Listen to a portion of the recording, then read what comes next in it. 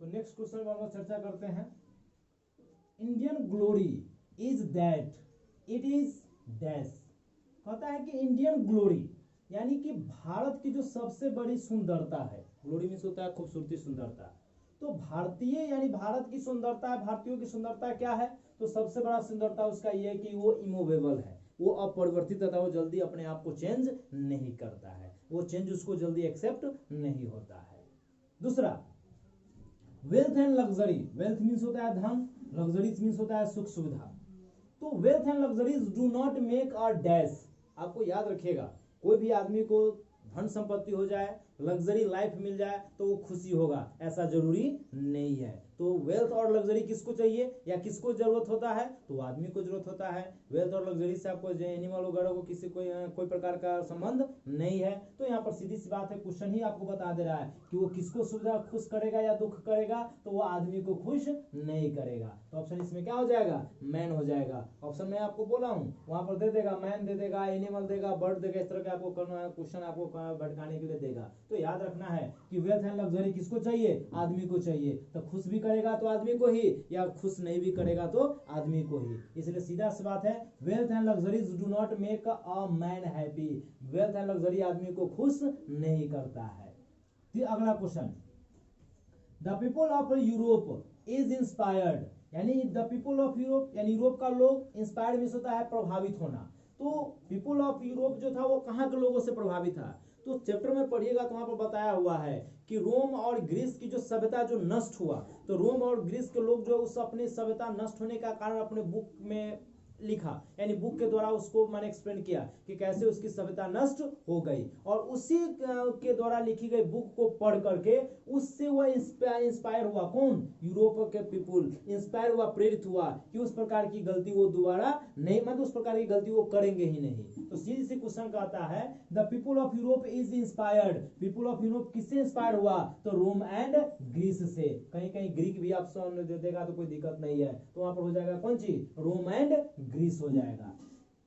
Next question है, Gandhi went to Champaran. ये आपको उनके बाद जो चैप्टर का शुरू में है उसी में आपको दे दिया रहेगा। गांधी वेंट टू चंपारण, गांधी चंपारण कब गए? तो 1947 में। आपको याद होना चाहिए 1947 में ही आपको वो कहाँ गए? चंपारण गए। 47 नहीं 17 होगा, मिस्टेक। 1917 में गांधी चंपारण कब गए? तो 1917 में आपको गए। Next, dash was dead against blind imitation of western civilisation. कौन थे? ब्लाइंड अगेंस्ट ब्लाइंड इमिटेशन माने नकली। इमिटेशन मीन्स होता है नकल करना, यानी कि पूर्ण रूप से कॉपी करने के बिल्कुल विरोध में कौन थे? वेस्टर्न सिविलाइजेशन का नकल करना, कॉपी करने के विरोध में कौन थे? तो एमजी मीन्स मेरा यहाँ पर शॉर्ट लिख दिए हैं महात्मा गांधी। महात्मा गांधी वेस्टर्न सिविलाइजेशन के कॉपी करने के, नकल करने को बिल्कुल विरोध में थे, खिलाफ में थे। वो सीधा उनका मानना था कि ब्लाइंड या नकल नहीं होनी चाहिए।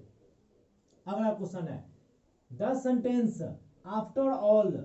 द सेंटेंस, यहां पर सेंटेंस देखना है, all this is something in Hinduism. Line उसमें चैप्टर में, ये चैप्टर का लाइन है, ध्यान दीजिएगा कि जो हिंदू सभ्यता में जो कुछ भी है, दैट हैज केप्ट इट अलिव, वो उसको आज तक जीवित रखे हुआ है। नाउ इज टेकन फ्रॉम, यानी कि कहता है हिंदू सभ्यता में कुछ तो ऐसा है जो उसको आज भी जीवित रखे हुआ है। तो ये chapter Indian civilisation and culture में आपको कल्चर जो चैप्टर है उसका एक पंक्ति है, लाइन है। तो ये सेंटेंस कहां से लिया गया है? तो इंडियन सिविलाइजेशन एंड कल्चर से लिया गया, उस बुक से लिया गया है।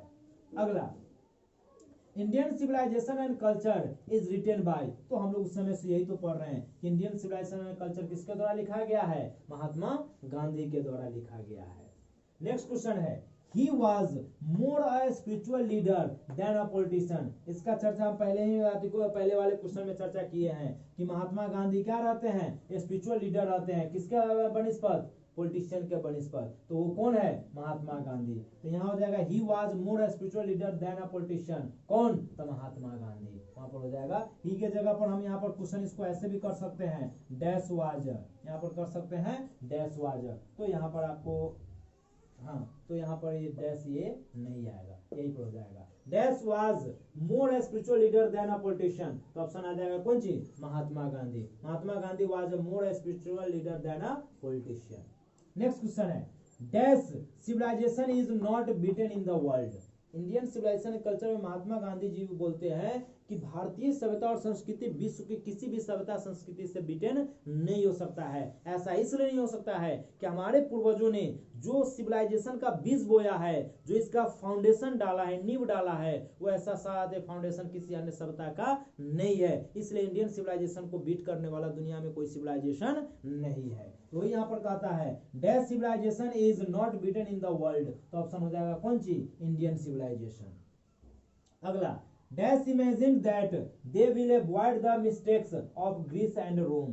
वहां पर कहते हैं कि वो इमेजिन करते हैं कि वे लोग जो है ग्रीस और रोम के मिस्टेक को दोबारा से नहीं दोहराएंगे। तो कौन लोग इमेजिन करते हैं, तो यहाँ पर क्वेश्चन आप पढ़े हैं कि यूरोपियन लोग जो रहते हैं वो रोम और ग्रीस के लेख से, जो लिखा हुआ रहता है उसके लेख से आपको इंस्पायर होता है। तो वो भैया जो इंस्पायर होगा वही तो दोहराएगा कि हम उसकी गलती को दोबारा नहीं दोहराएंगे। यानी जो आप इंस्पायर हो, जैसे मान लीजिए आप किसी के बुक से इंस्पायर हो रहे हैं तो आप ही तो सबक लेंगे ना, जो पढ़ेगा ही नहीं, जो उसको माने इंस्पायर नहीं होगा तो क्या सबक लेगा। तो सीधी सी बात है, पीपल ऑफ यूरोप इंस्पायर हुआ तो वही उससे क्या लिया है, सबक लिया है। तो वही यहाँ पर कहता है वो इमेजिन कर लेता है कि रोम और ग्रीस ने जो गलती किया है उस गलती को हम लोग दोबारा दोहराएंगे नहीं। तो कौन करता है, तो यूरोपियन लोग करता है।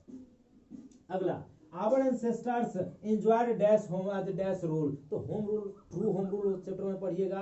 our ancestors enjoyed true home rule, तो वहां पर सीधा आपको दिया डैश रूल तो होम रूल, ट्रू ऑप्शन यहाँ पर लिख भी देगा। our ancestors enjoyed ट्रू, आपको ऐसा दे भी देगा तो भी कोई दिक्कत नहीं है, तो होम रूल हो जाएगा।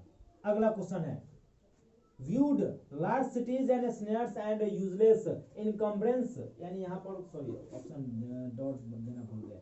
डैश व्यूड, डैश लोगों ने देखा, लार्ज सिटीज बड़े बड़े जो शहर है, एज स्नेयर एंड यूजलेस इनकम्ब्रेंस, ये प्रकार का जाल है, एक प्रकार का मतलब क्या कहते हैं कि भ्रम है, यानी कि लोगों के लिए परेशानियां का सबब है। तो कौन है, तो लार्ज सिटीज के बारे में चर्चा कौन किए थे, हमारे पूर्वज करते हैं कि हमारे पूर्वज जो है शहर, बड़े शहरों से दूर रहते हैं, वहां पर चोर डकैतों का जाल है, वहां पर चोर डकैत के द्वारा या अमीरों के द्वारा गरीब लूटे जाते हैं। तो चर्चा किया गया है और ये सारी बात कौन बोले हुए हैं, तो हमारे पूर्वज इस चीज से सेटिस्फाइड थे, इसीलिए वो पूर्वज हमारे शहरों में न रहकर गांव में रहते थे और होम रूल का एंजॉय करते थे। अगला, dash were satisfied with small villages, तो अभी भी क्वेश्चन पर है कि हमारे पूर्वज ही आते अपने गांव में सेटिस्फाइड संतुष्ट रूप से रहते थे। तो यहाँ पर हो जाएगा कौन सी, our ancestors were satisfied with small villages, वो बड़े शहरों से दूर रहते थे और अपने गांव में ही संतुष्ट रहते थे। The invention of dash proved the milestone in our development, कहता है किसका आविष्कार हमारे डेवलपमेंट में मील का पत्थर साबित हुआ। तो आप इतिहास पढ़े हुए हैं, हिस्ट्री में बताया गया था कि जब फायर का इन्वेंशन हुआ तो फायर के इन्वेंशन के बाद मानव जाति के जिंदगी में एक प्रकार का रिवॉल्यूशन, क्रांति आ गया और वहां से मानव जाति जीवन काफी आगे बढ़ गया। तो वहीं पर आपको यहाँ पर आ जाएगा ऑप्शन कौन सी हो जाएगा, फायर हो जाएगा। The domestication of started under the influence under the reason, कहता है कि किस चीज का डोमेस्टिकेशन करने पर, पालतू करने पर लोगों को जो है एक दूसरे से प्रभावित होने, मतलब एक दूसरे के आसपास रहने शुरू कर दिया, यानी ये इकट्ठा रहने लगा। यानी कि जब आदमी इकट्ठा रहने लगा तो किस चीज को पालतू बनाया, तो वो पालतू बनाया किसको, एनिमल को। एनिमल को पालतू बनाकर वो डोमेस्टिकेशन यानी कि पालतूकरण करके एक जगह यानी कॉलोनी में, समूह में रहकर अपना जीवन यापन व्यतीत करने लगे। ठीक है, आप इसको कीजिए तो आपको हम आगे चर्चा करते हैं।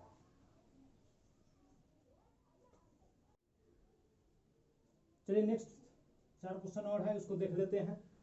इसे क्वेश्चन कहता है डैश लेड नोमैडिक लाइफ, यानी कि आदमी ही एक ऐसा जीव है जो अपने लाइफ में लग्जरीज वगैरह की डिमांड करता है। एनिमल्स वगैरह तो आपको लग्जरी लाइफ की डिमांड करता ही नहीं है। तो सीधी सी बात है, यहाँ पर ऑप्शन इसमें क्या हो जाएगा, मैन हो जाएगा। Man led nomadic life. Dash prefers spiritualism to materialism, कहता है कि कौन है जो आपको वस्तुवाद की अपेक्षा वो आध्यात्मिक की ओर आकर्षित करता है, यानी मनुष्य को अग्रसर कराते हैं। यानी कौन आदमी इस विचारधारा को आपको डेवलप करता है कि भैया आप बस मटेरियलिज्म की तरफ ना जाकर आप कहाँ जाए, स्पिरिचुअलिज्म की तरफ, आध्यात्मिक की तरफ जाए। तो ये महात्मा गांधी आपको लोगों को बताए हैं कि आप वस्तुवाद नहीं, वेस्टर्न सभ्यता को नहीं अपनाइए, आप स्पिरिचुअलिज्म की तरफ आइए, इंडियन कल्चर की तरफ आप अग्रसर होइए। Our civilization is more dash than any that have gone before it। कहता है कि हमारा जो सिविलाइजेशन है वो किसी अन्य चीज की तरफ जाने के अपेक्षा वो ज्यादा हमें सिक्योर करता है। तो वही कहता है our civilisation is more secure than any that have gone before it. जब आप कहीं भी इससे पहले आपका किसी और सिविलाइजेशन की तरफ जाए तो उससे आपको ज्यादा सिक्योर कौन करता है, आवर सिविलाइजेशन है, वो हमें आपको ज्यादा सिक्योरिटी यानी कि सिक्योरिटी प्रदान करता है। Machines make our spare time, machine makes our spare time. तो हमारे मशीन जो होता है वो हमारे टाइम को क्या करता है, तो बचाता है, वो बड़ा कर देता है। जो भी टाइम हम लोग यहाँ पर कोई वर्क करते हैं जिससे 4 घंटा टाइम दे, 4 घंटा में अगर हम 2 वर्क करते हैं तो मशीन की अपेक्षा हम उसका 2 के बदला 4 वर्क कर सकते हैं। तो वो क्या करता है, स्पेयर टाइम को कौन ग्रेटर करता है। तो वहां पर ऑप्शन हो जाएगा ग्रेटर। ठीक है, तो आप इसको कंप्लीट कर लीजिए। नेक्स्ट वीडियो में आपको भारत इज माई होम का बनाने वाला हूँ, जिसमें उसके बारे में समरी बताएंगे, फिर ऑब्जेक्टिव बताएंगे। अब तो आप इस वीडियो को लाइक एंड शेयर कीजिए अपने दोस्तों तक, और इस वीडियो को कंप्लीट कीजिए, ऑब्जेक्टिव को कंप्लीट कीजिए। और किसी भी प्रकार का कोई भी दिक्कत हो आप कमेंट करें, मैं उसका रिप्लाई जरूर दूंगा।